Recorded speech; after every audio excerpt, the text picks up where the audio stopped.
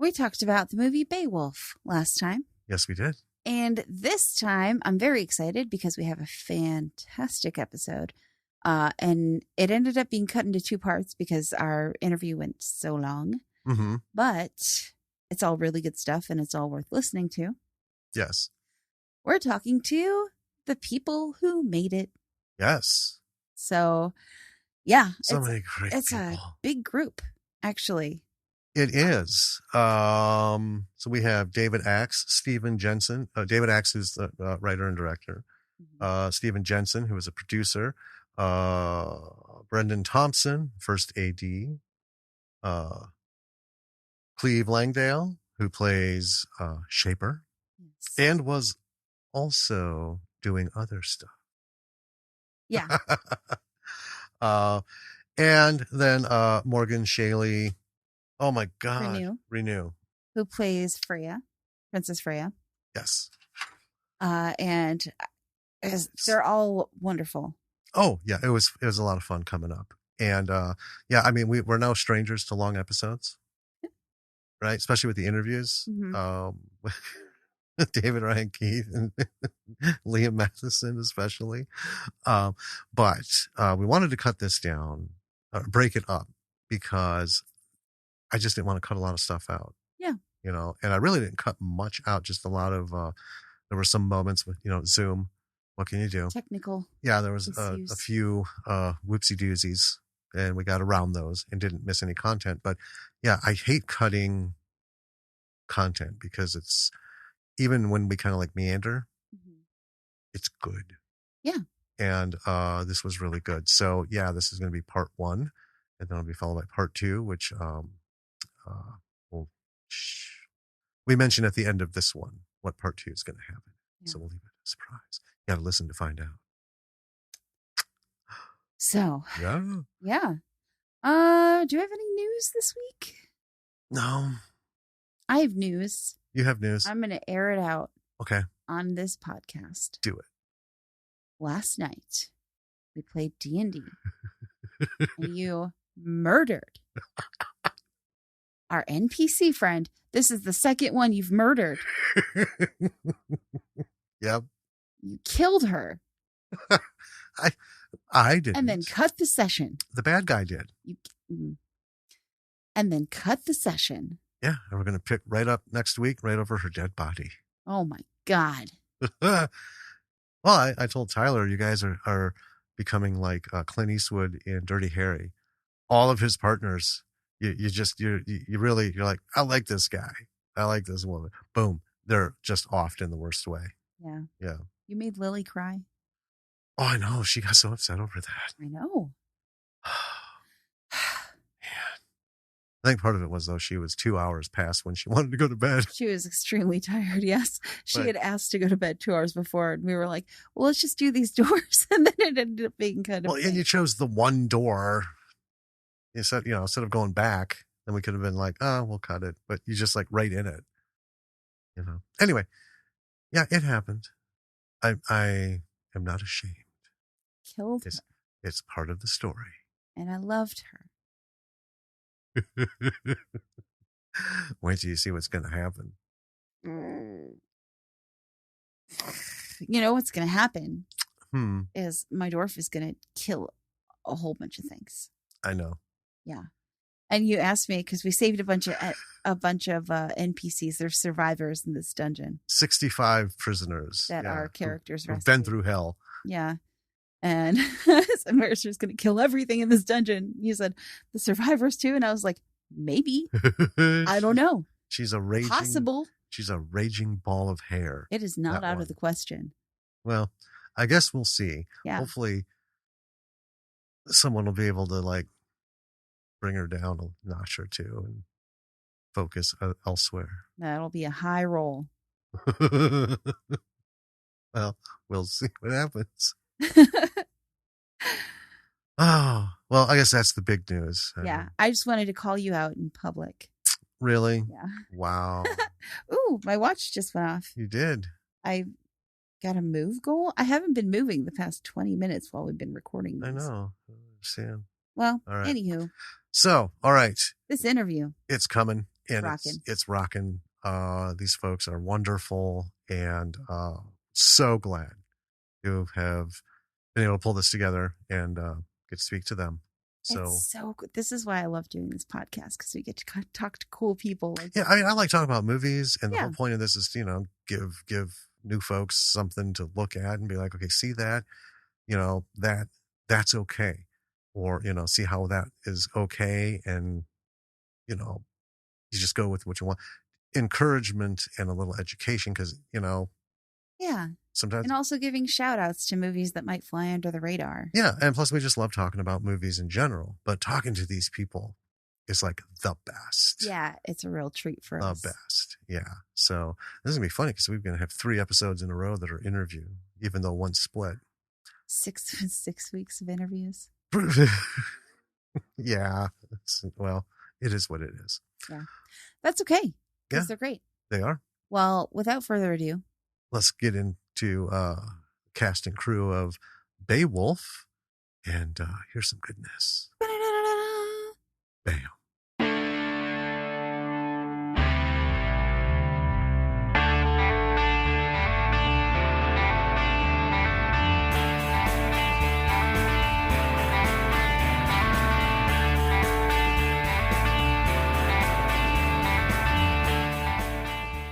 Hey, B-Siders. Welcome to another episode of Bravo for the B-Side. This is Jim. and this is Danny. And we have a wonderful group of people that we are so excited to talk with today, having to do with Bae Wolf. And I think what we'll do is we will go around and let each individual introduce themselves and their role. And then we're going to talk about this wonderful film and other things. Yeah. All right. So I'm just going to go in order on my screen. Stephan, how about we start with you? Okay, hi, my name is Stephan Jensen. I'm a producer at Bae Wolf, and I've produced a few other movies with David X.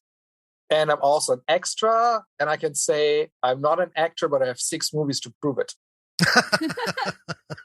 All right. I love it. Excellent.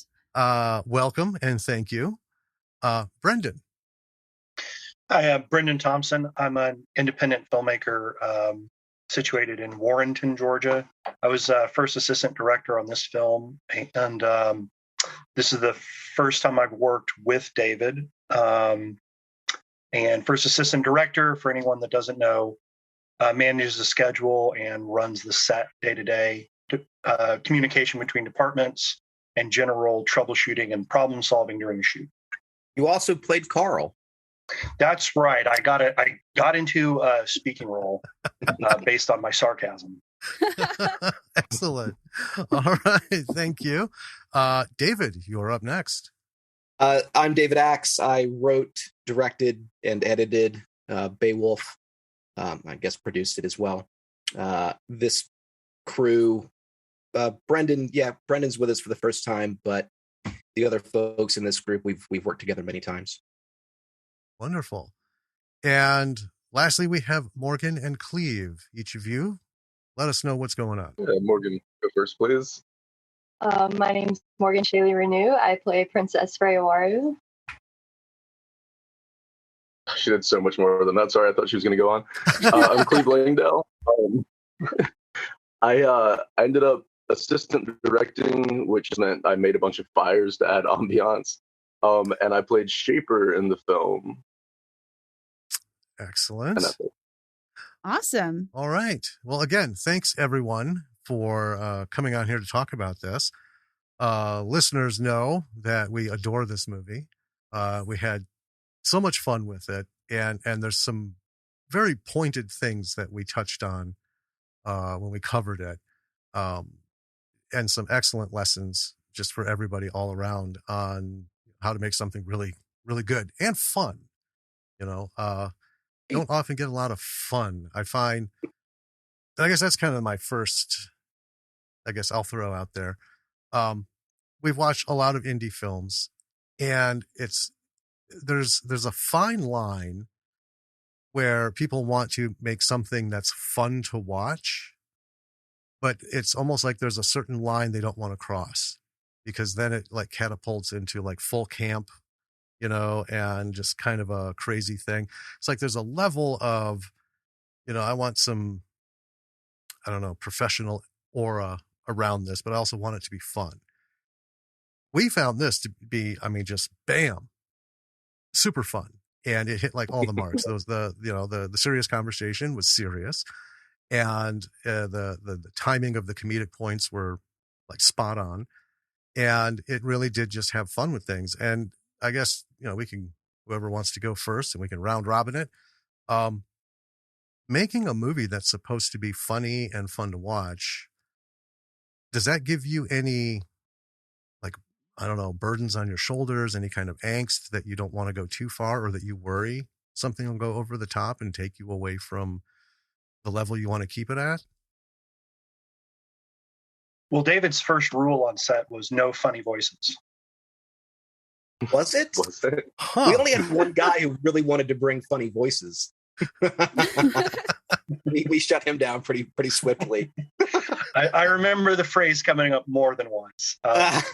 It's a really common thing with lower budget range that you know, everybody shows up, and kind of the most inexperienced cast members want to give the most experimental or Shakespearean performance. And I just remember that being like the first note to everybody was David going, no funny voices. Right. So everything we do as filmmakers is obviously highly resource constrained, right? So, I mean, realistically, for the kinds of movies we make and the pace at which we make them, which is one a year, as far as my own productions go, we can only spend like $25,000, $30,000, $50,000 at most. And if you've got that much money to work with, that kind of dictates what kinds of movies you can make. Other resources present themselves, like, for instance, the live action role-playing facility, Eastwind, that we shot Bae Wolf at. And so you sort of lay out your resources and figure out what kind of movie you can make, and then what kind of movie that movie wants to be. So we started with Eastwind, and my co-story creator and I, Darian Kavanaugh, kind of glanced at each other and said, "Goofy Bae Wolf movie," because Eastwind demanded that. It's a kind of sort of authentic looking medieval village castle set. And it gave us enough room to play, but not a lot of room to play. So we could do certain things, and we could do them crudely. So, you're not going to make a hyper realistic period piece riffing on the Bae Wolf legend at a place like Eastwind, and with the cast and crew that we have, and with the talents that I bring, which are, marginal, and with the money we have. So we looked at each other and said, "Goofy Bae Wolf," and the whole thing flows from there. But at the same time, one of our resource constraints is our the kind of script that I can pull off, and I'm not funny. So or at least I'm not joke funny. So the comedy in our Goofy Bae Wolf movie had to flow from the situations, not from the jokes, if that makes any sense. Mm-hmm. So you could see how what we had to work with is leading us down a path toward a very small take riff on the Bae Wolf legend that plays it fairly straight, but the script and then the story sort of underscore the absurdity of the scenes. Yeah, I mean, I think that's something that a lot of indie filmmakers, have to do. What do we have available to us to use? And what can we do with it? I think it's really cool that you guys got to, had this cool location that you got to film at. I wish we had something like that here. Not for filming, just to go to. we would have a blast. Where are we? We're in Madison, Wisconsin. Okay. Yeah, to get our fix in, we go to the Bristol Renaissance Fair. Well, COVID withstanding, and get our pirate on. We put a lot of time and energy into that. Oh my God, we're making a pirate movie. Really? Really? No. No. Now we do. Now we do. No, but we would. I mean, if one day we realized that we had at our fingertips, a certain amount of costumes and some locations that worked for a pirate movie, yeah, we would totally make a pirate movie. For example, the movie we're making next is because Brendan is setting up a studio in Warrenton that has an Old West backlot. Your sort of classic old Hollywood facades and dirt street. And it also, the backlot is at a kind of small town with a lot of available storefronts and things like that. So we wrote a movie to work in that environment. Nice. I mean, that's the way to do it. I mean, that's intelligent come up filmmaking. with something to use it. Yeah. Before we get too far. When you start with your locations, then you can tailor your script around them, and then that solves a lot of the problems that filmmakers run into. I as a writer myself, I always say you start with the script. But when I started looking into learning how to be a producer, one of the things I found was, the kind of the abandoned first-time filmmakers who have written, wonderful scripts that call for $100 million budgets, specifically because of the locations that they have written them around. Like, you're, as a first-time filmmaker with no industry heavyweights on your side, you're not going to get a day at Times Square, right? Unless you're stealing footage. So I find that that's a pretty effective formula for getting things together and really making it real. That, it's the script of Bae Wolf that sold me, that got me on board.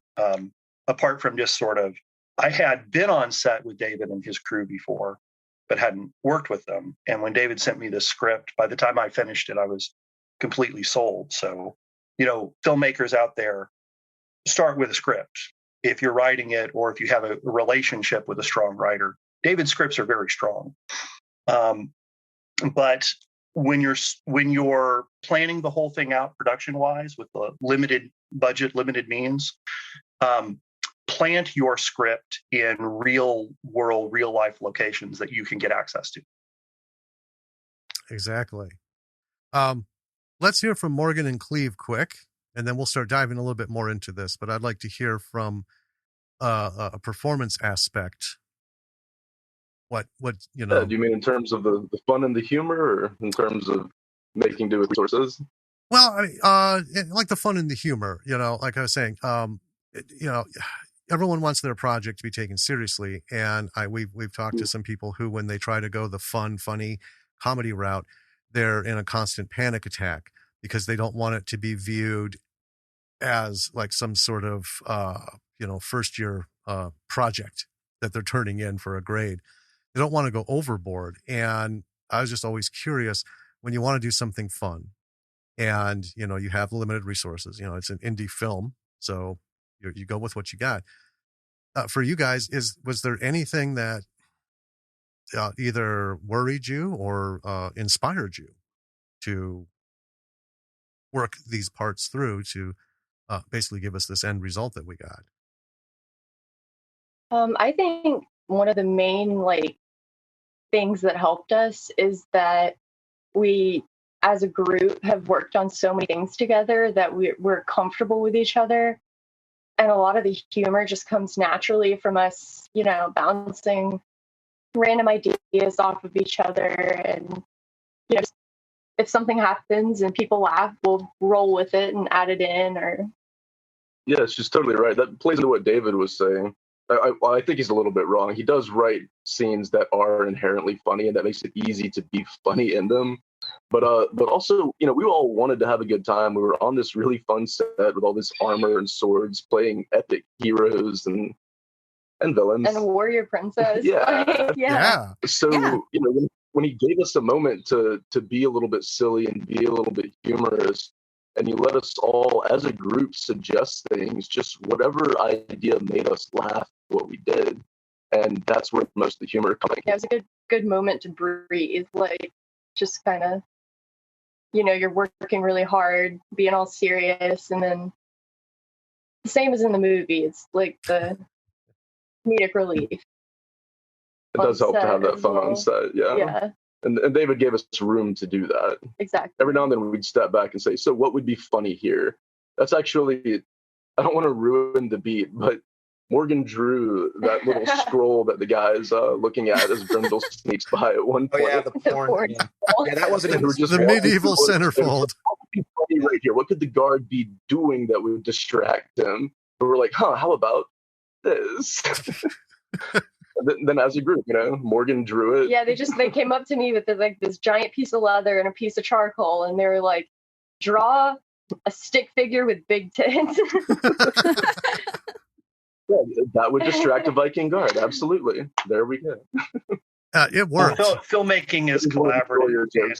But it's an example. Well, the rule that follows is saying yes.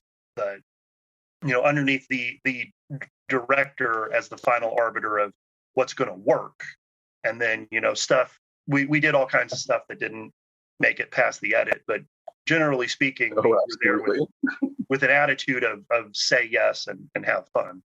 One of the things I always tell my cast and crew is that we don't benefit from restraint. Mm-hmm. It's not that, so that the performances need to be grounded in the script and the character. So, Morgan is a great example of this. She plays a serious character with a serious problem and plays it straight. Plays it really well, but plays it straight. Morgan is not giving a slapstick goofball performance as Freya. Cleve as Shaper is a little more, the character is a bit sillier, and so his performance is sillier, right? But anyone who gave a performance that was goofier than the script asked for got cut out of the edit. But that doesn't mean that the scenes that we improvised, there was a lot of leeway to just go big, because it's a goofy, queerish, subversive Bae Wolf movie. It's 79 minutes long minus credits or whatever. Like, this is not something that demands a lot of gravity, right? So just when it comes to adding these comedic beats like the pornographic scroll, go big. So we had, probably 10% of the scenes have an improvised or have a big improvised element, and the notes, which mostly came from the cast, the bigger the better. Okay. We've talked about it, Danny and I, a lot about, we're not filmmakers and we don't want to get into that, but we find ourselves increasingly trying to put together our own little projects. But I think one of the things that, and all the folks we've talked to, and you can see it in the work, is filmmaking is like working at the Improv. You have a script, you have a budget, you have your equipment, you have your, plan. Shot lists, you have your plan. But the one thing that we've found talking to other people, and just from our own experience, is if you rely on that to get you through the day, you're going to be sorely disappointed and frustrated. You have to be able to roll with minute to minute that the whole landscape could change for any number of reasons. But especially if you run a collaborative environment and allow people, that's kind of our thing is, we put the words on the paper, but we're going to trust the person who is hired as an actor to show us the live version and what goes on with those words. As writers, you don't get to clown around and do all the motions and the winks and the smirks and stuff. That's the physical stuff that an actor brings. And we think that that's key to any kind of success. Every epic failure we've seen in a film, the story from behind the scenes is, it was like working in a gulag. You do this, you do this, you do this, and that's what I want. And then, of course, you have to have a good director who, like a good preschool teacher comes in and says, okay, now nap time. That's all we need is nap time. That's what's happening right God, now. that's exactly what it's like too. All right, Yes, everybody, Stephan. settle. Quiet on set. Over and over again all day long. Stephan, why are you Stefan's raising raising his Just hand. Talk. Yeah, so I don't want to talk over people. It's easier, and you can see my hand. That's a good point that you said, the flexibility. We had actually an actor who should have played the king got very sick, and he actually had to go to hospital. So I remember no. David and Brandon, once we heard the news, they went back to the hotel or Airbnb, and they took the whole night to rewrite the script so that all the lines were then, instead of being done by the king, were then done by the queen. And we were lucky that we had an actress who played the queen so well, she was able to just take over all his lines. And he was in, how long was he in? He was in hospital for a week or so. It was really serious. And Yeah, so he he's better wasn't- now. He's totally recovered. He wasn't back from the hospital till the end of the shoot. Wow. Oh yeah, it was like, Wow. Well, glad that he's okay. He got to play Old Schaefer though. Oh, Oh, so he got to play Old Schaefer. oh, He was excellent. supposed to be the king, Okay. and so It's a step so- up from King. Yeah, It was this, so sad too. Mike Ameson is born to play this king. Like, he truly looks and sounds like a Viking king, and he had a spider bite. He'll be in many more movies with us. He's so good. But it's a real tragedy he didn't get to play the king. Not that Rachel wasn't great as the queen. Right. Yeah, so guys, I think James and Danny, you guys may have seen the tweet thread that I drunkenly strung out a few Yes. nights ago. Where so this movie was a disaster from day one. It turned out great, and I'm really happy with the results, and what you're seeing on your screen right now is kind of filtered through survivor bias, because not all of us made it. There are a few people either quit or got fired mid-production. We had planned this stupid thing for more than a year and kept getting COVID-related delays. When we finally showed up to shoot it on day one, the entire production, a year and plus in the planning, fell apart. We one of our lead characters, our lead actors, Mike Ameson, showed up with a necrotic spider bite that he'd gotten in his backyard, and Brendan had to drive him to the hospital. So, and this is not a production that has extra days in the schedule, right? So we were already behind, day one of shooting, because we had to ship someone off who was in half the scenes. We also, another one of our lead actors got COVID and couldn't show up on day one. So actually, Morgan was a recast. Thank God she had read for the part and knew it, and didn't hate me so much that she would say no.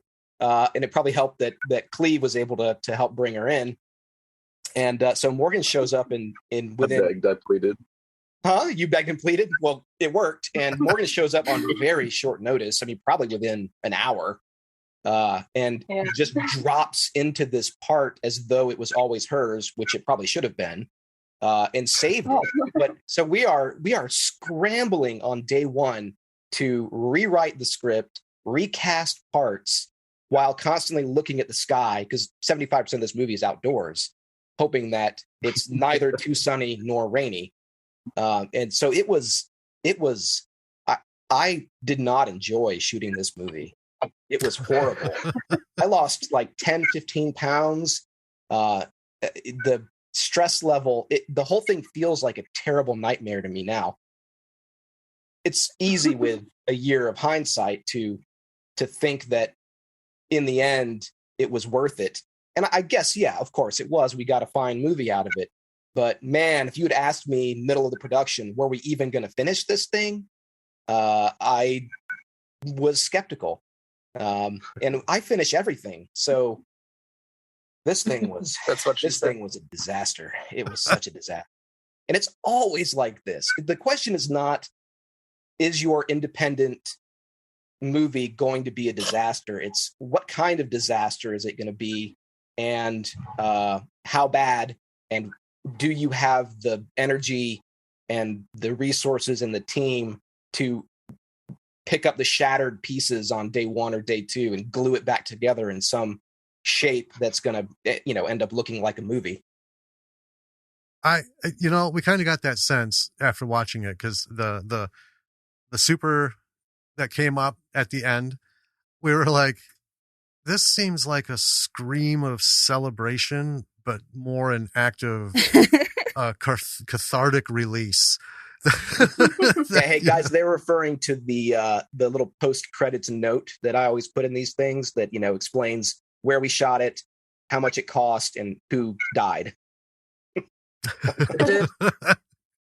Yeah, I wasn't even on set for the first half of the first day because I was at the hospital with Mike. Wow. It was so by the time I got back, first AD handles interdepartment communication. So the departments that weren't on set, most notably wardrobe, were super pissed that no one had been talking to them all day. And I just get back from the hospital and they're like, okay, so you're the first AD. Do you even know how to do that job? I go, I guess I don't. Tell me how to do my job, please. Well, that's why we had to excuse me, we had to bring Cleve in to second assistant direct this thing. To be clear, not because Brendan wasn't doing a great job. I had no idea you didn't have experience, Brendan. It was just because he was away at hospital with injured people. Sorry, I was at the hospital. I took a man. I would have had no idea you hadn't done this 1,000 times. My apologies. It is a goddamn miracle we finished this movie. Well, I mean, there's kind of an old adage that kind of adversity, drives and forces creativity. Do you think that if you guys hadn't had all of these things that happened, that, kind of made the filming portion of it a nightmare, do you think that it would have been as good as it ended up? I'll deflect this question to Morgan. So Morgan, you got to, in a sense, your experience was maybe one of the most frightening and chaotic and integral to the production, because you came in with no notice and played arguably the main character in the movie. You're in most of the movie, and you're 2 feet away from me, sweaty and wild-eyed, for a lot of these close-ups, and you managed to pull off a performance that doesn't betray what a shit show it was all around you. So how did you do that? I just threw myself into it, I guess.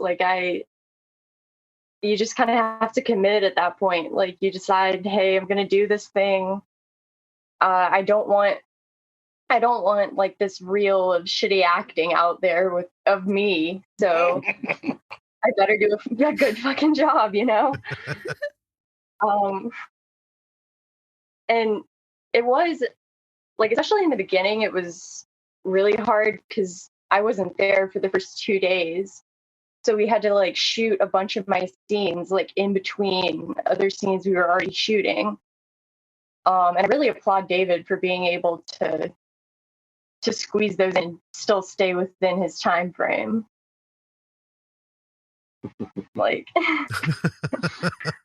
Yeah, we moved fast. Yeah, very, very fast. I think that one of the biggest miracles of this production is that neither Cleve nor I suffered any third-degree burns. Oh man! You will notice that there's smoke in just about every frame of the movie. Yes. We had fires that we'd set all over the compound, so there would always be some kind of smoke. And then over the course of filming, we had to work out a system for moving braziers that had fire in them, so we could get smoke, just behind the camera. just in frame, and then formulas for what do we put in there to get more smoke, less heat? How do we adjust for changes in the wind? That there were multiple times that Cleve and I were just picking up the brazier and just moving it from one side of the camera to the next in between takes. And then when Cleve was on camera, then that would just be me by myself. No one ever fell in. No one ever got their hand burned off, or no clothing got set on fire. Nobody's beards or anything. So Mazel tov. I consider that the largest miracle of production. It's really important in movies like this that you have a handful, that, from a director's perspective, have a handful of people who you don't mind injuring and who don't mind being injured. And Morgan did get burnt. I am not joking. I am seriously not joking. And I'm blessed to have, actually probably about half a dozen sad old men who don't mind getting lit on fire or shoved into a hole or propelled out of a window or carrying a 100-pound body over their shoulder for an hour. We're not that old. I'm mostly talking about Aaron. Yeah, Aaron was a trooper too. How did Morgan get hurt? I remember. I remember Jennifer. I was carrying a torch. I'll just say Jennifer and Morgan were like the number one customers for ibuprofen from me, but I don't remember how Morgan got hurt. Wait, Morgan got hurt? Oops. I mean, apart from just like falling a lot, because there was a point at which I had one of the braziers too close to me, and like a little spark decided to land on the back of my leg. It burned like a tiny little hole through my pants. I don't know why she's being nice. I was holding a torch way, way too close to her, and a spark came off and burned a hole through her pants. It was my fault. I would never do something like that. That had to be Cleve. To make my fires in peace. I didn't get hurt, but I died 9 times in Scream. So one time somebody suggested, hey, we need a headless corpse. So we dug a hole in the ground. I lay down on my chest, put my head in the hole, and they put some plastic over my head, and I just put sand over my head again. So I think if you see this headless corpse, that's actually me. Yeah, I have bad news for you, Stephan. What? The headless corpse is maybe in like 4 frames of the movie. I'm in 4 frames. Yes. Isn't the SAG requirements 2.5 frames? So you're in, man. If you don't even need to look that closely, and we had so few people on a kind of consistent daily basis in this production that we reused all the background actors and some of the foreground actors in multiple roles. So anyone who was in makeup as, say, Grendel or Grendel's mom also plays sort of background Gayots and Danes. And then anyone who's playing a background Gayot is also playing a background Dane, is also playing a background thief from or marauder from the very end of the movie. So Stephan plays like, shit, man, I don't know, 7 or 8 different roles in the movie, and almost all of them end in violent death. So you can make a drinking game out of watching Stephan die on camera. So I think you die like 6 or 7 times in Bae Wolf. You get thrown off you get gutted, you get thrown off a wall, and your head smashed. You get decapitated. I think I've forgotten a few, but yeah, you die. I think you see my dead hand at some point, like. Yeah, and I've learned, like, as shooting my own movies, but also editing them, that really no one cares about that sort of thing. So we didn't really make any effort to disguise. I mean, Stephan's face is right there in the middle of the shot in medium close. So we didn't make any effort to like hide the fact that this same guy is playing 8 different characters. Because honestly, I barely notice anymore. And your average viewer, who's probably drunk anyways, doesn't notice at all. So just, you learn making these really cheap movies to stretch your resources really, really far. And that even includes the faces of your producers. Well, we didn't notice. And I mean, that's not something that we look for specifically, especially in lower budget movies. Right. Thank you. We're pretty eagle-eyed about stuff because we want to catch like nuances and things. And we've talked about it many times. It's hard as hell to watch a movie with 100% of the attention it deserves while you're trying to take notes during it. I mean, there's always something that you miss. But I think anyone who does catch it, when we do see things like that, I don't know, it just adds to, you kind of expect it. It's a flavor of at any level of indie film that you're okay with. You know, it's not like, oh, it's a screw up and I'm going to be okay with it. It's just kind of like part of the recipe and it's fun. Well, it is. I mean, a lot of the times it does add, sometimes it can add like charm to indie films. Like if you're watching a really low budget sci-fi movie and you're looking on the background for the egg cartons that they're using, you know. Or yeah, the set piece that's the same, but it's in like 12 different locations. Some it's a house, some it's a spaceship, but it's like, oh, there it is again. But I think it's something like this. I don't think we notice because there's so much more important stuff going on that, you know, you want to see the happening. You're not looking for any kind of, you know, funky thing going on in the background. Although the beginning was a riot to me. I just laughed so hard. I just love that whole, someone just comes in from the side and just starts, you know, wreaking mayhem. And we just have one guy in the front just like, oh, you know, he's having a rough moment, but all this stuff going on in the background. And it's just like, wow. That's another example of resource constraints and the story dictating how you actually shoot the thing. So we did not, like, there's a traditional way of shooting what is in a sense a very long action sequence that would involve, you know, master shots, probably more than one, and then punching in closer for each beat. And in that big opening scene of violence, there are a dozen important beats. So you'd punch in for, you know, a closer 2-shot on each of those beats, and then get over the shoulders on each of those beats, and then punch in for really close inserts of the actual violence, you know, a decapitation or a gutting or whatever. Mm-hmm. So if you add up all the shots for traditional coverage for a scene like that, it's like 50, 60, 70 shots. Now, realistically, considering what we had to work with, which was one camera, and I'm behind it, and while also directing the movie, we can't do 70 shots in a night. And we don't have time to stretch out that scene over multiple nights. We shot this entire movie in 10 days. So the only way to shoot a scene like that and stay within our schedule was to do it in one shot. So that means make sure that, and I was conscious of that as I was writing it. So I had to make sure that I wrote it in such a way that it would work as one shot, and that it would do the work of introducing a monster, being violent, introducing Aaron's character, Unferth, and also being funny. So that sort of, those requirements, and knowing ahead of time that we would not have time to do it differently,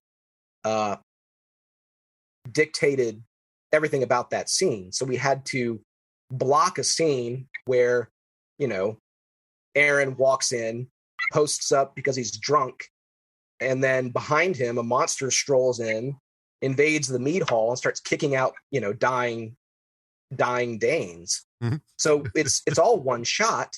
I think we may have shot it twice, but we rehearsed it a few times and got our effects guys and our sound and light masked in various corners of the frame.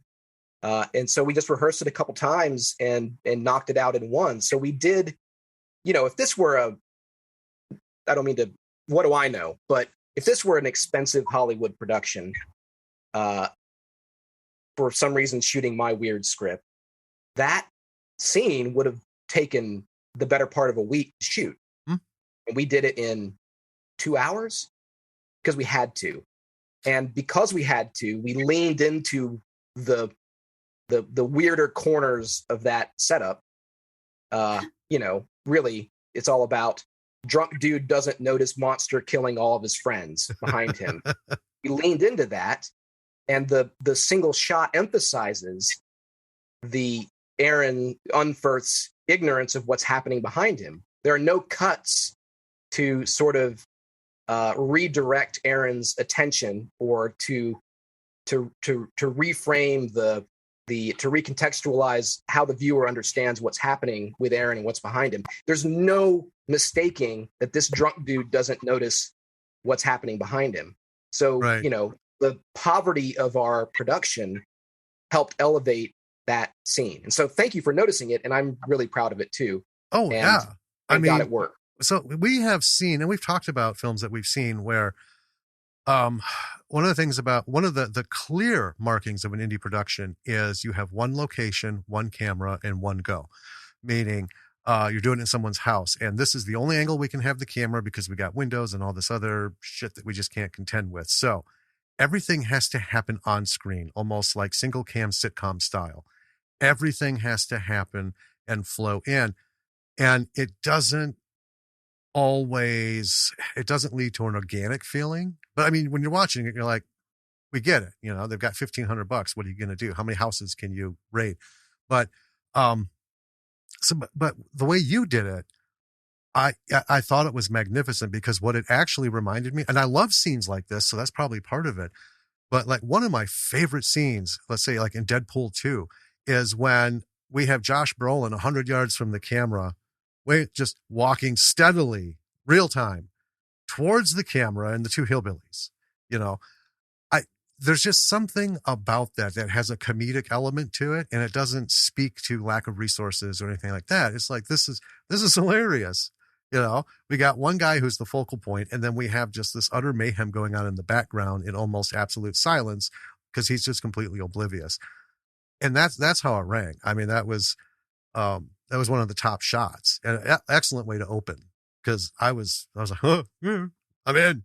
I got to know about this guy. And the shoulder check at the end. Yeah. was the best. Just punk and off he's gone. So that was, yeah. Doesn't matter. Well, Josh Kern, let me just mention the actor playing Grendel was also a hell of a lot of fun. He was fully committed to, to being in this character and being, riding that line between pure menace and pure comedy. That it was just a joy, especially, like the scenes where we had him and Aaron in the same space together. It was just a joy to see how into the role they were.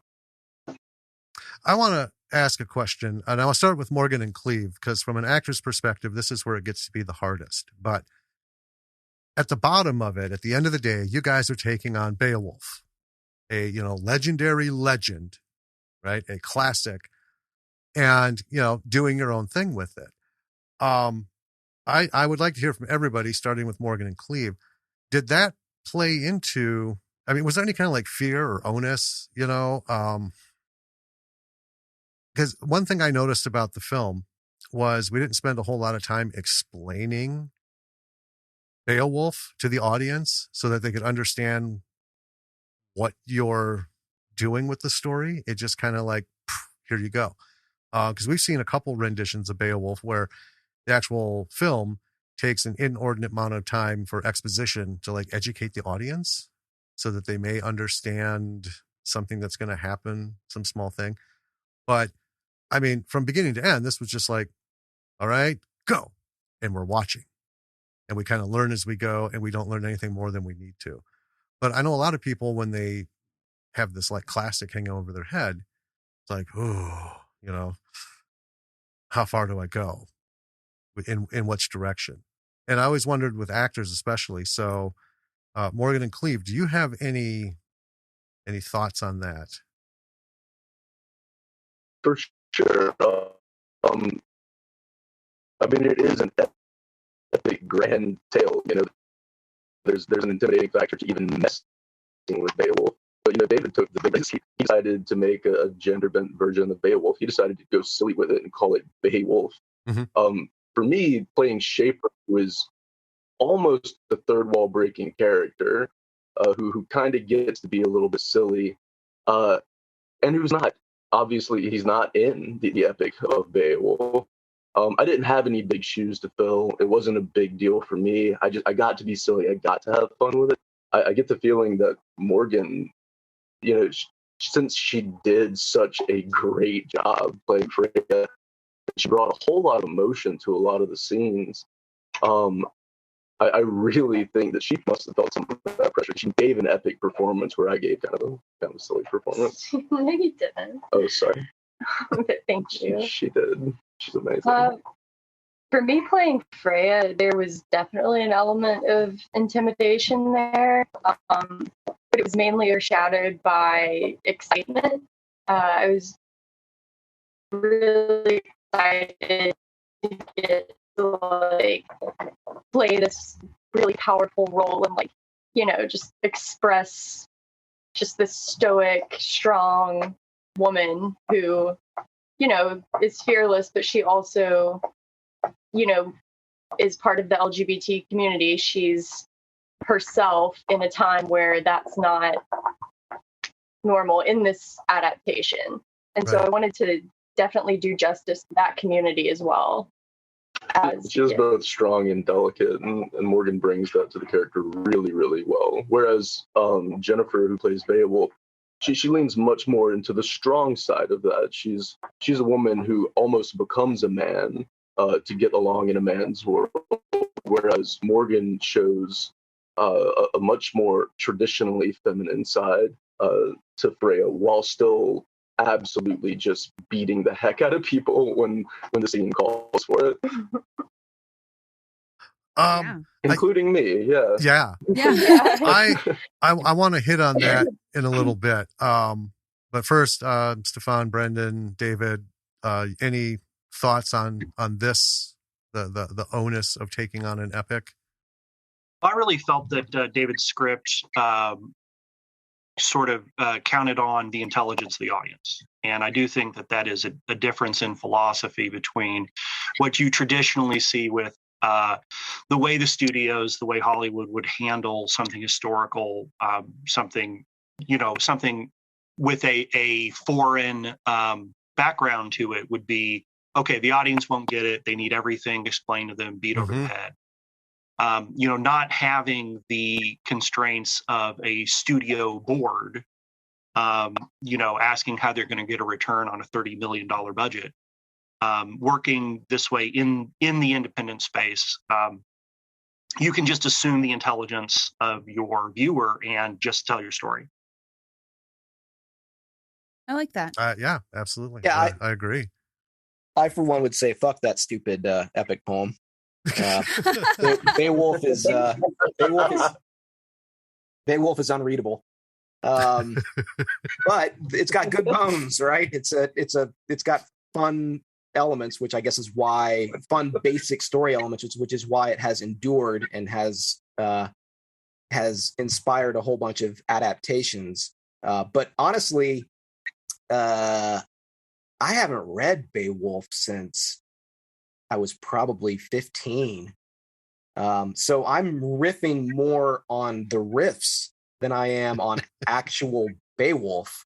In fact, one of my favorite books is Grendel by John Gardner, which is a postmodern meditation on power and tragedy from the perspective of the monster in Bae Wolf. But it's, not the Bae Wolf story. It's this weird, close character study.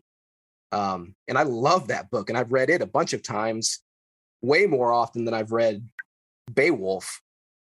So if anything, we're kind of commenting on the comments more than we're commenting on Bae Wolf.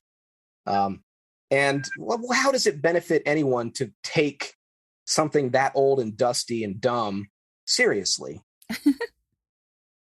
I think David's take on it's a lot more relatable in terms of having a characterization where the monster is more human, the human is more monster. Right.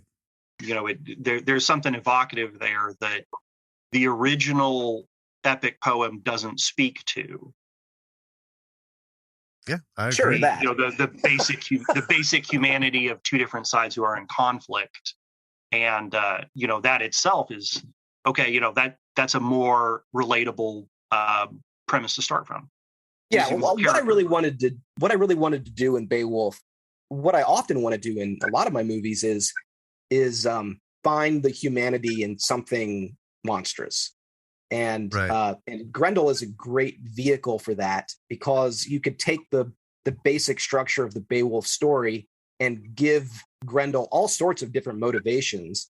And in our case, we chose to make Grendel lonely, and he's like a teenage boy who doesn't have enough friends and has been left out of all of the fun stuff going on around him, and it just makes him mad.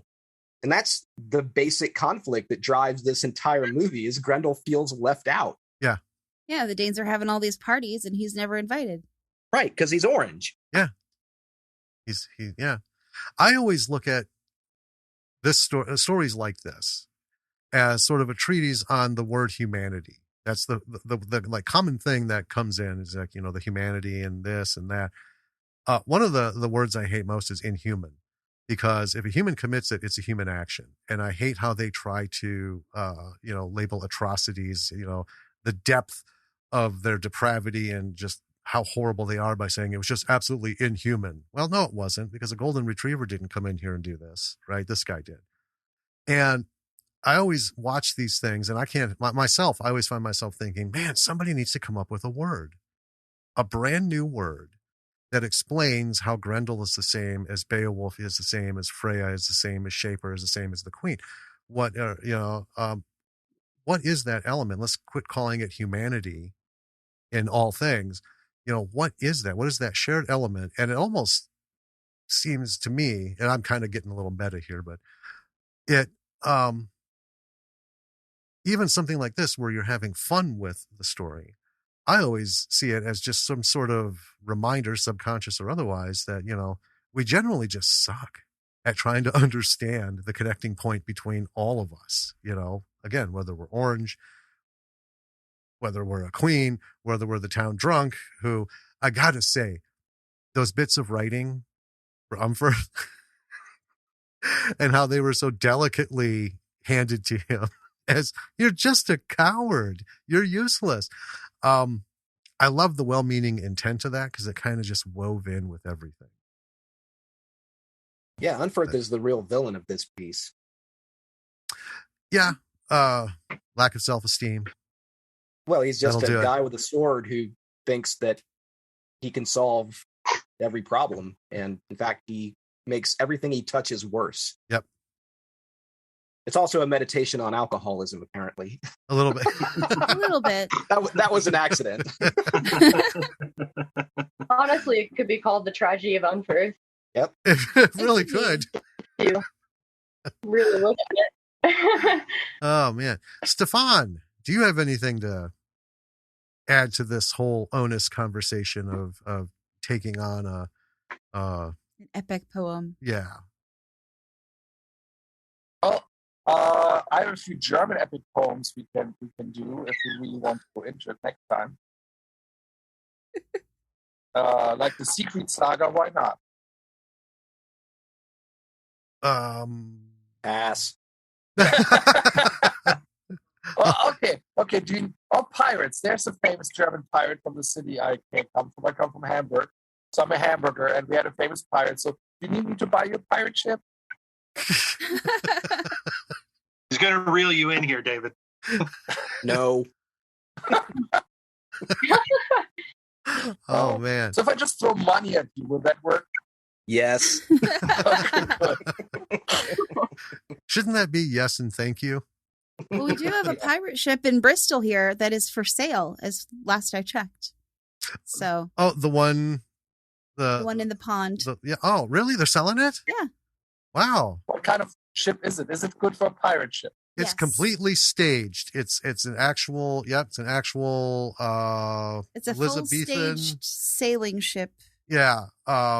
They charge admission for you to go on it. They have like a museum on one end and some crafty people in another. I mean, it's not huge, obviously, but I mean, that's the whole point of it. I was looking forward to going this year. Definitely like LARP a pirate battle on there, though. Well, you absolutely could.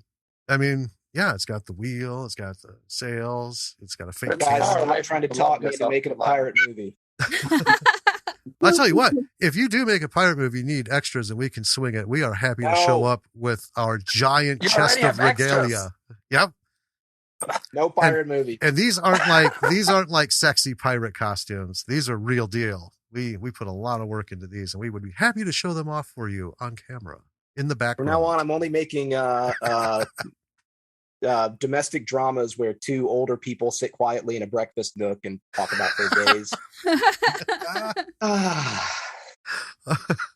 Oh, so that actually points to a good thing. Well, okay. one of the things that I loved so much about this, and I talked about it in the episode, was how you did two things so artfully perfect. I think every A-list movie maker should take notes on this. You gender swapped a well-known literary character, and you also had a change in sexual orientation that wasn't the story. We weren't hammered with it like every 5 minutes. Hey, look, Bae Wolf's a woman. Hey, look, her and the princess are falling in love, which is something that we have found people, I don't know, it's just such a stupidly simple thing of just changing one or the other. But so many filmmakers make that the point, and so many actors like try to just sort of William Shatner level dive into it and hit the audience in the face every time that look at what we're doing. And it, to me, is so unimportant on the screen, but it fits so naturally. As a viewer, you recognize what's going on, but that's not the plot. You know what I mean? I don't know what to ask. How you did it, or was that the goal? I can explain my thinking. So, first of all, I'm the last person who should talk about representation because I'm a mostly straight, white, middle-aged man. Fair. Right. So, what do I know? And it was perhaps too bold and presumptive for me to barrel into LGBTQ representation with this movie. But fuck it, I did it anyway. Mostly because writing male characters is boring. So, I mean, shit, man. Most of our movies have female leads. It's just more interesting, and it will continue to be more interesting until it's so commonplace that it's not interesting, and we're not there yet. So, right now, it's just way more interesting to write a female lead, and if you have even a little bit of late in life respect for women, or any other group, perhaps under the LGBTQ banner, then you don't represent them by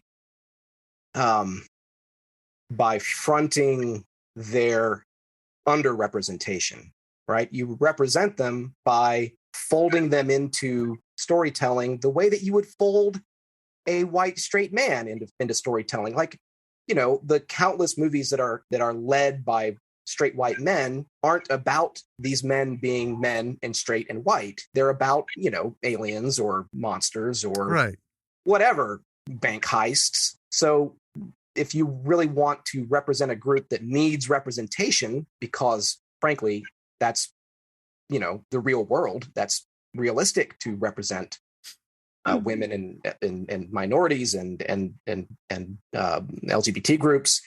That's the world around us. So of course you want to represent that. You don't do it by making the movie about that. You do that by ignoring it. You do that by writing it into your script and then ignoring it, more or less, right? Yeah. I mean, you ignore it to the extent that most of us don't sit around all day and think about our sexual orientation and our skin color.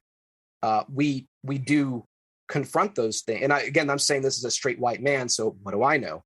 But we do confront those things, but it's not like I wake up every day and look in the mirror and go, shit, just another white guy.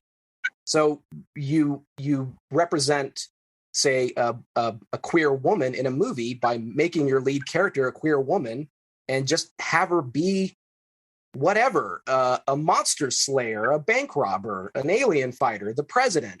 You know, you don't fucking have to make the movie about the fact that you're making a movie about someone who's queer.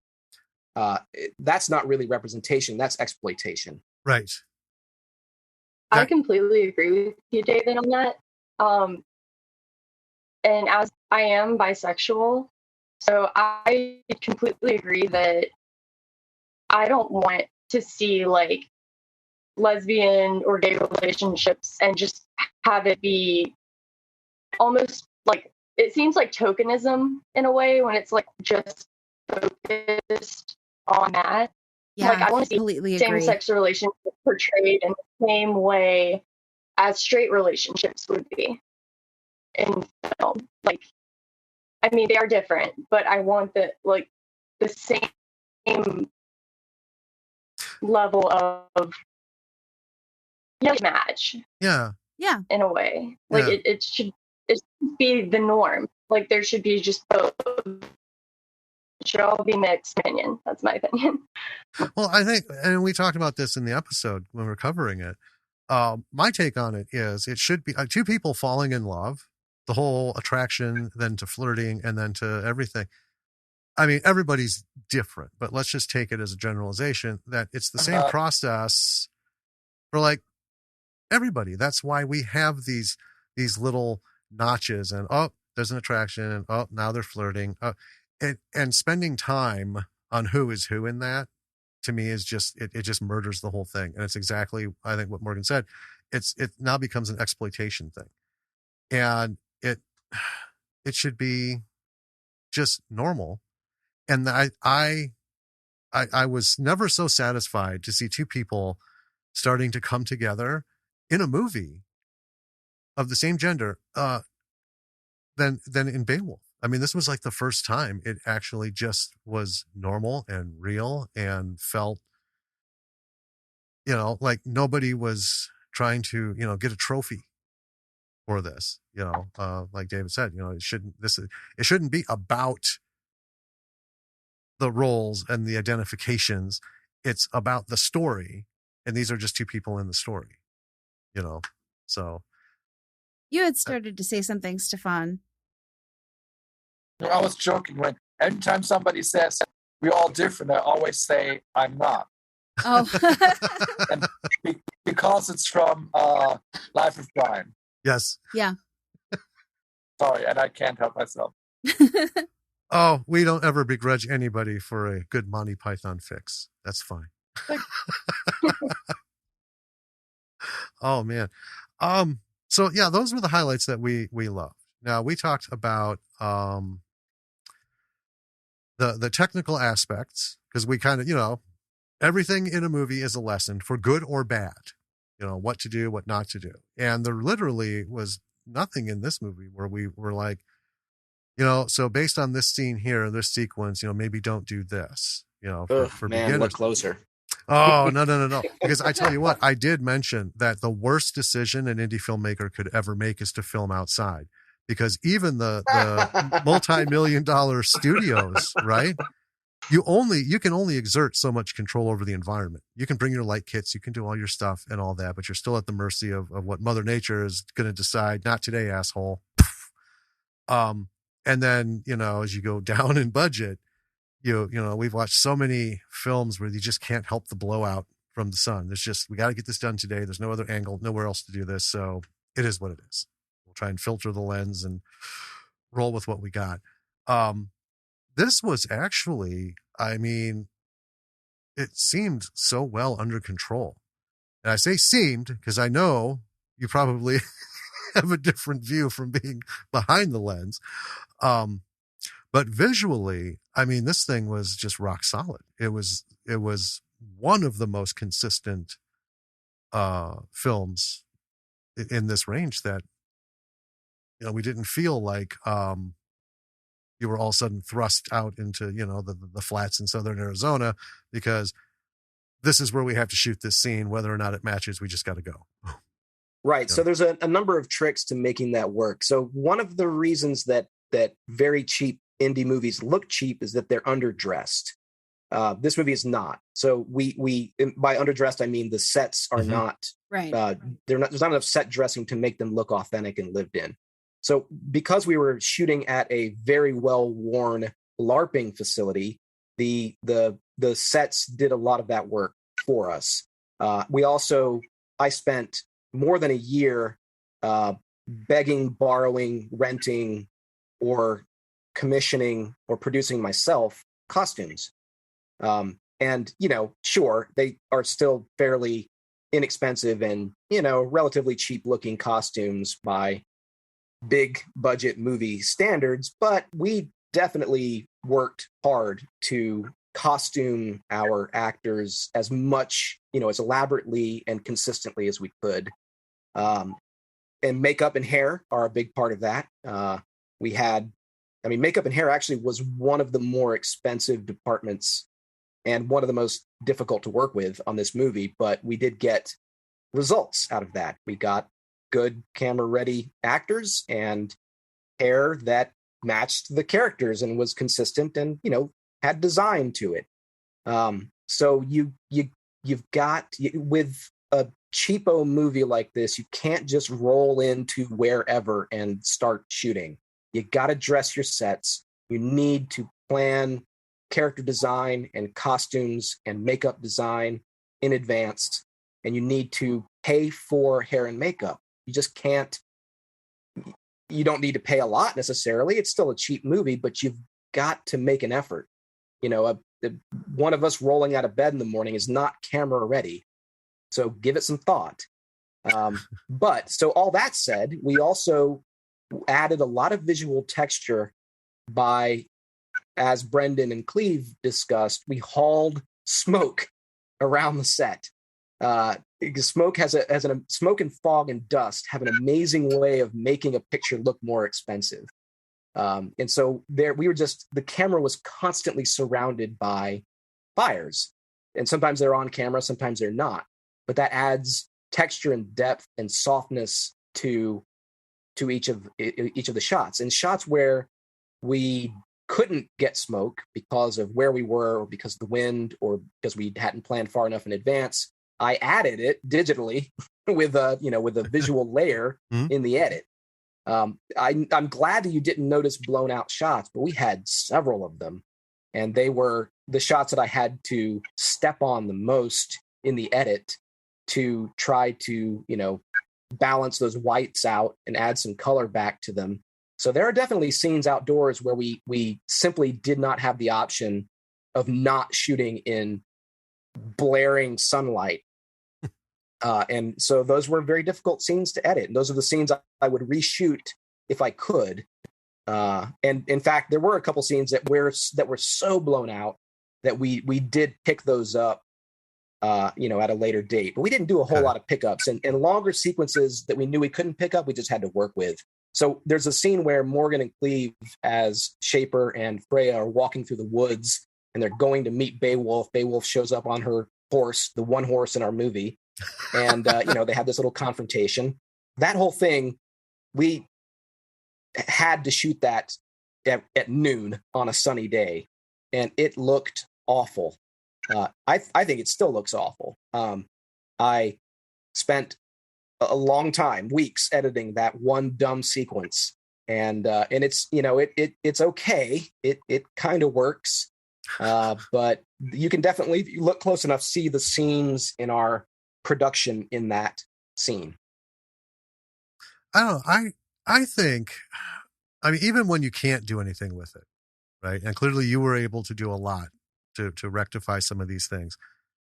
But I think that, visually, as the creator, it's always a disappointment, because as a photographer, nothing broke my heart more than to start going through images and be like, I forgot to do this, or I didn't do that, and now this whole thing's blown out, and I just, fucked myself out of this image completely. But I think it also adds an element of, this is real.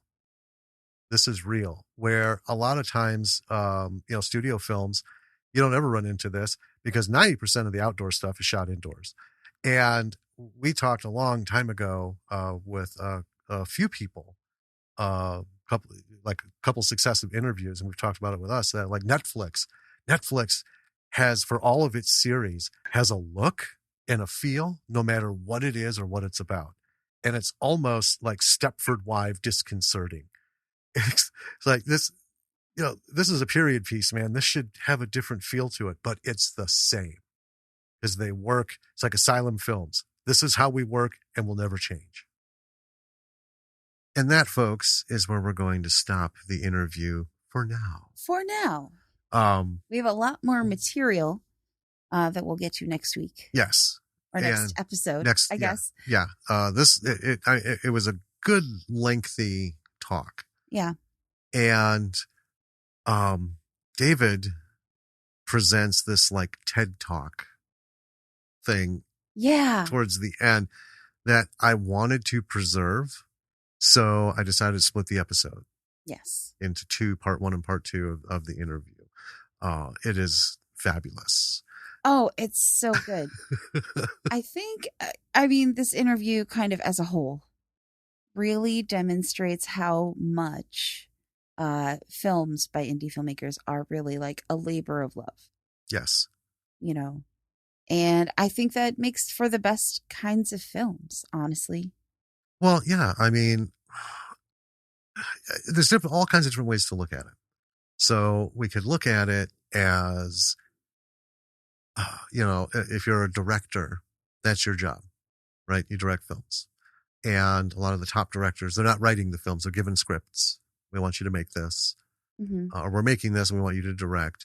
Then they, put their fingers in the soup, do their things and all that good stuff. And they do it because they love the job. Yeah. So, there is that whole thing. Same with actors, anyone involved with it. They love what they do and that's why they do it. And, they hope it shows through. But there's that level, where you drop below the studio line and you don't have any support. You don't have a network. Right. Of people. Don't have money. No, David finances all of his stuff. Yeah. Right. And, raises money, but to get things at least kicked off, it's out of pocket. Mm-hmm. And it's just crazy. This stuff. The casting problems,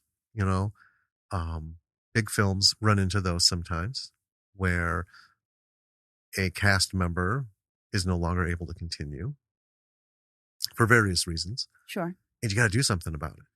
Yeah. Right. I think having all those resources of a studio don't compare to, like I said, okay, let's get in the car. Let's go back to the B&B or the Airbnb or whatever. Yeah. And let's write a new script. Right. Where we take out this person and give all those lines to this person and then shift some things around. And tomorrow morning, we're going to kick off with the new script. Yes. That's crazy. But you do what you got to do. Well, yeah. And it gets done. There's nobody to call. There's no script person. Hey, we need you to come in and do this. And then, these people are over here doing this and trying to figure out this and that. It can take forever. How many times have we heard about productions being delayed because there's problem with the director, there's problem with the script, there's this and that weeks and weeks go by. Money is, tick, tick, tick, tick, tick, that money meter's ticking. And we've also heard of big A films getting shut down. Yes. Where the studio's like, we really don't need this movie. So thank you for playing, but we're done. Yeah. Right. Indie film, that happens far less because that's your money. That's your money. Right? And that's your project. And if you don't put it out, you don't have, 10 other,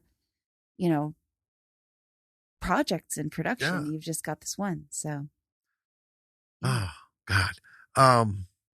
Yeah. So in the next chapter, it kicks off with David answering to my little thing about, Netflix and the whole sameness.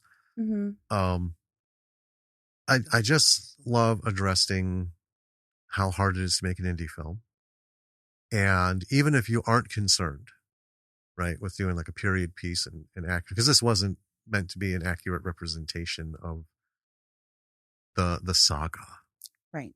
The legend Of Beowulf. Yeah. And but even at that level, there's just so much you got to do to. Well, I mean, I would compare it to being kind of like a small business owner. Like, there isn't anyone else to do it. Right. It's, right. Well, and we know that perfectly well. I mean, there's a lot of podcasts out there that have producers. Right. And editors and people, media and people. Stuff. I'm it.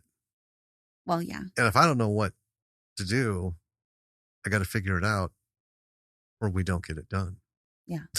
I mean, I help with tweets sometimes, but that's about the extent of my involvement. Well, but we also know too, because Andreas, he and Christy are running a restaurant, and if he can't cook, there's no restaurant. Yeah. There's just not, this isn't, and it's funny because we keep watching the Gordon Ramsay stuff, and I mean, if they got sick with COVID, the restaurant shuts down. There isn't anyone else to do it. Yeah. And there's no safety net. There's there's nobody to come in and do it because nobody can do it. And, that's the thing. Small business is a risk. It's a lot of work, and it's you all the time. When you're doing indie film, it's the same thing. You can't like call up your second unit first director and say, "Oh, I can't get it out of bed, man. We got to get these things shot. My notes are in the script. Like this, can you go in and let's get this shot?" Nope. You got to drag your sorry ass out of bed, and you got to go get it done. Well, yeah. Or it won't get done. Yeah. It's crazy. It is. So, yes, we will continue this interview next episode. Yes, we will. And in the meantime, folks, if you haven't seen Bae Wolf, check it out. See it. It's on Tubi. It is on Tubi. And it's just something that you need to see. And we'll probably mention it at the end of the next episode too. But we had a missing cast member. Right. So we will big cast member. Yeah. Yeah. We will be speaking with Jennifer Hill. Yes. Who played Bae Wolf. That's going to be coming up after the part 2 of this. So once you're done listening to this, wait for the next episode to hear the rest of this interview. And then it's just going to be us and Jennifer. And we're very excited. Yes. Not everybody can get in at the same time. We've run into that, Right. But it's always wonderful when we can catch even at different times. Oh, yeah. So, yeah. Check out our website. www.lordsandmissrollproductions.com. Is that pause for effect? Yeah. Or were you recalling? Well, here's why. Okay. It's because I always say www, but that's like so 90s. It's kind of an analogous thing. Yeah. Just lordsofmissrollproductions.com. Yeah. The interweb will do the rest for you. Sure will. It knows. Yeah. So there you can find all of our stuff. We've got merch. We've got past episodes. We got our blog. We got other stuff that we're doing. Yeah. Our Patreon link. Yep. All the links and everything. For those of you who've been watching BF McGillicuddy, I'm sure you're aware by now that it's been on hiatus since December. A couple of reasons. One, the whole time thing. Barely have time to get this done. Don't have time to mess with that right now. But it will be coming back. Maybe the other thing is it's supposed to be a fun thing about looking about things of Earth and everything to talk about. And I have just lately been so generally pissed off at this fucking planet and just the brew of fuckitude that's, going on. We're still having fucking mask Karens. And I mean, I think everyone's Jesus. experiencing a little bit of burnout, but it is a little ridiculous. I mean, it's extremely ridiculous that this has been going on for as long as it has been. I mean, what the actual fuck? Well, I know. And I just feel weird trying to find something goofy or, Yeah. an observation. When any alien would come down and just because I was going to do one more before Christmas, I was just going to title it, Wear a Fucking Mask. Sure. Just wear a fucking, and that was going to be the whole thing of BF just standing on camera for like 4 solid minutes telling people, just wear a fucking mask. Quit being a dumbass. Just put the fucking mask on. Jesus Christ. Everything would go so much better if people would just put a fucking mask. And then it burned me out. It burned me out just thinking about it. So like, oh, what could I do instead? I don't want to do anything instead. I'm so damn sick of talking about and having to live with this stupid pandemic. Well, and I mean, everybody is, it's frustrating because we're trying to get a new car. Mm-hmm. Nobody has any cars. Yeah. Right. And I hate shopping for a new car, looking for, hey, here's a brand new 2020 that we couldn't get rid of since the pandemic started. Well, fuck me. It's more than the new cars are supposed to be, but the new cars aren't coming. So what does that matter? I'm not going to say which. I'm looking at a car, and in the whole city of Madison, only six were destined to arrive here. And 3 of them have already been scooped up, and the other 3 aren't even here. Yeah. None of them have made it here. Everyone's buying them, sight unseen, phantom. Kind of a Craigslist deal. Right. Almost. So, yeah, everything is frustrating and annoying. But you know what, folks? This movie's great. It is. And there's people like David who, they shot this during the pandemic. And, so see it. Look it up. It's on Tubi. Tubi's free.